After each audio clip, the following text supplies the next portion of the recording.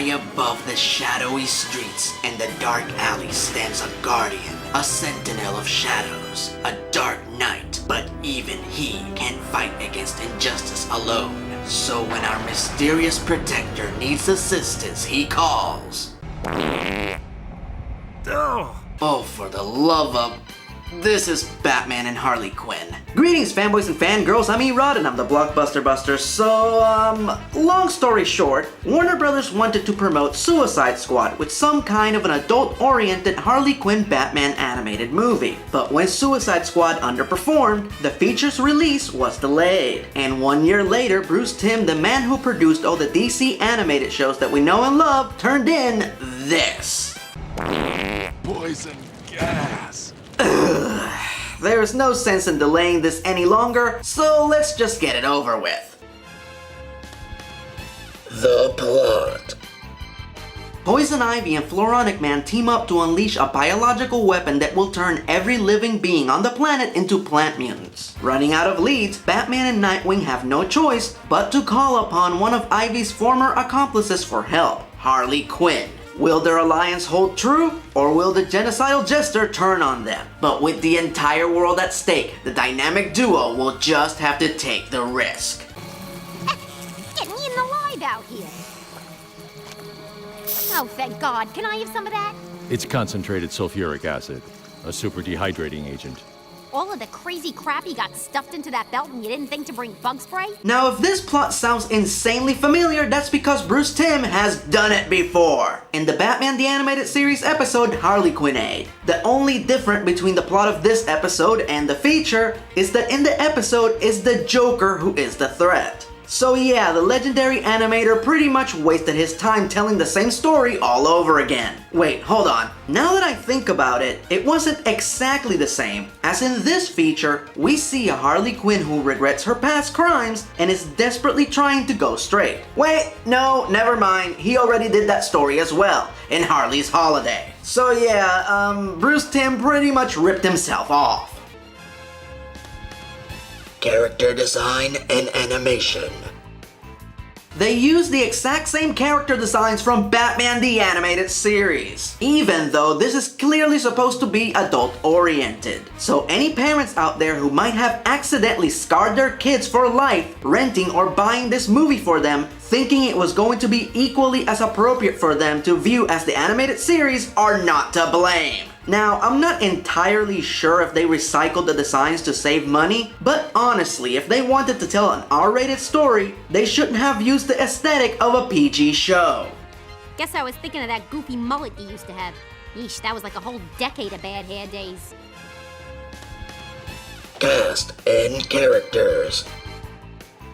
One of the most appealing aspects of this feature is that they got a few of the original actors from Batman the Animated Series to come back and reprise their roles, such as Kevin Conroy as Batman and Lauren Lester as Nightwing, a character that he hasn't played in over 10 years. The weird thing is, they didn't follow suit with the most pivotal character in the feature, Harley Quinn. Now, I completely understand them not using the original actor who voiced Harley, Arlene Sorkin, as her voice has changed dramatically with age. But they also failed to use any of the professional voice actors who stepped in to play Harley in Arlene's place, namely Tara Strong or Hendon Walsh. Instead, they went with an on-camera actor, Melissa Roche, who admittedly is a very talented comedic performer, but has very limited experience voice acting. And it shows, especially when she's playing opposite the seasoned players like Conroy or Lester. Now, with that said, for some insane reason, Melissa was still incredibly good when she did any scenes opposite to Paget Brewster as Poison Ivy. All of their scenes together are legitimately good. I don't know if it was because the best friend dynamic was easier to play, or if maybe the two share an actual bond in real life. Whatever the case, their scenes were great, and it pains me that Melissa Roche could not maintain the same quality throughout the rest of the feature. With all that said, I'm still a big fan of hers, and I feel very strongly that she would be fantastic as Harley Quinn in a live-action movie or show. Dare I say, even better than Margot Robbie. but in animation, thus far she's only proven to be more or less adequate. Now here's one last example before I get off the subject. Mid-movie, there is a scene that takes place in a karaoke bar. During this scene, we see some of the characters sing. Two-Face's twin henchmen, both played by Rob Paulsen, and of course, Harley. Now, without even marveling at the fact that Rob Paulsen sang a duet with himself, his song sounds natural and it blends in perfectly with the rest of the performances. It's beautiful, but it in no way sticks out from the rest of the sound.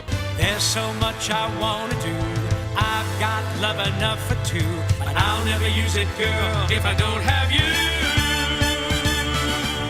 Melissa's song, which is Don't Leave Me Hanging on the Telephone by Blondie, just sticks out like a sore thumb. It feels completely out of place. I'm in the phone booth, it's the one across the hall. If you don't answer, I'll just ring it off the wall. Now, this might not be Melissa's fault, but it's the perfect metaphor for most of Melissa's performance in this feature. It just doesn't blend with everything else. And if you want a more appropriate comparison, just listen to Arlene Sorkin sing as Harley Quinn. Life used to be so placid. Won't you please put down that acid and say that we're sweethearts again? The difference is just too stark. And besides, if they're going to pair up Harley with a rock star, I feel like she's more of the wacky, loopy Cyndi Lauper type, as opposed to the super cool and mellow Deborah Harry. Good joke, bad joke. I generally praise the DC animated team for their storytelling prowess, but this particular feature feels like it was written by a bunch of immature 12-year-old boys. Hey, you know what would be funny? If Harley farted in the Batmobile. Or if Nightwing got a boner. Or if Harley and Ivy punch each other in the boobs.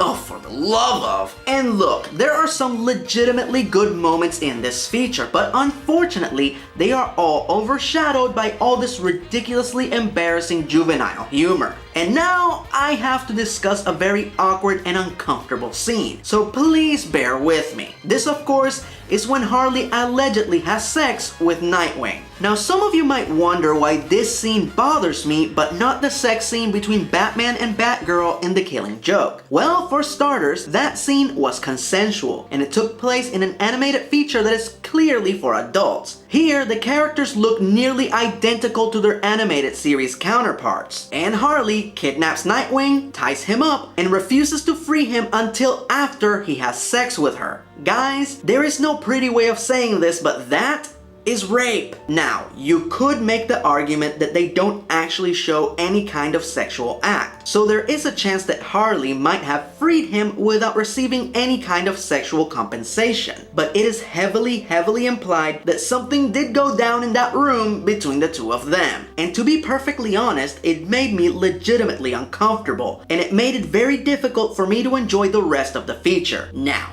if you didn't see it that way, and you just see this as a silly, funny scene, all the power to you. Unfortunately, I just didn't see it that way. I was just about to call you. Final verdict.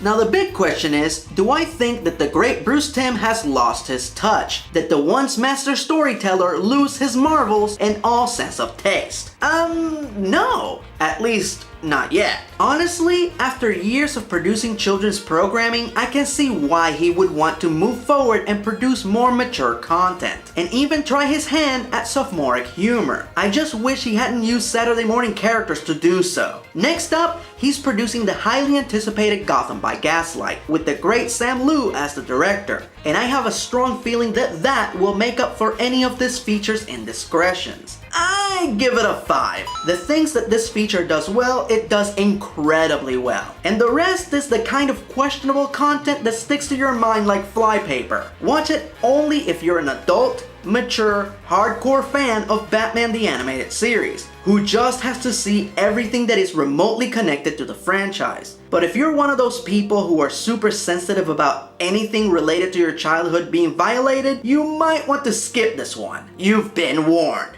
Thank you for watching. Until next time, I'm Erod, and I'm the Blockbuster Buster.